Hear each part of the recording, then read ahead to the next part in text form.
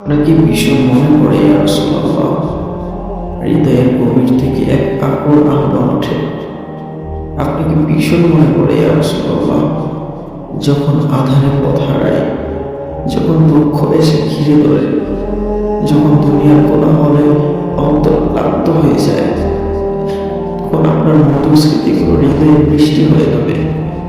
আপনার দয়ার ছায়ার যদি আশ্রয় পেতাম, আপনার সৌগত যদি একটুখানি বুঝতে পারতাম, যদি একবার একবার আপনার করুণাময় দৃষ্টির আলো উন্মাসিত হতাম, তাহলে হয়তো এই হৃদয়ের হাহাকার থেমে যেত।